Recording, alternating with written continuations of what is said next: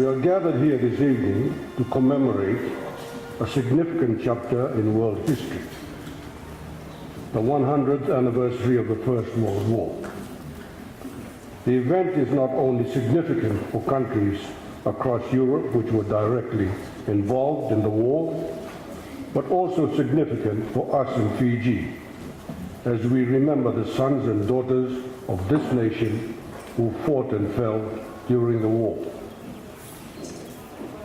This exhibition, by courtesy of His Excellency the Ambassador of France, who initiated this very noble idea to have an exhibition to commemorate the First World War, and ably assisted by the French Embassy and in collaboration with the Fiji National Archives, the Fiji Museum, the Tauke Trust Fund, and the University of the South Pacific, will enable us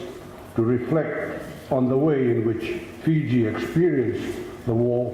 as a British colony. More significant, the exhibition will allow us to again celebrate the life of one of Fiji's most famous sons,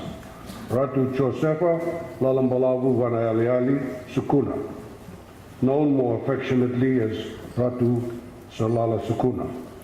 who was decorated for bravery as a result of his contribution to the war. The exhibition provides the Fiji public with a rare glimpse into one of the determining events of modern world history at this important juncture, and gives the public another chance to appreciate Ratu Sukuna and reassess his legacy. This is the actual contract. It's the form that he signed, which registered him as part of the French Foreign Legion.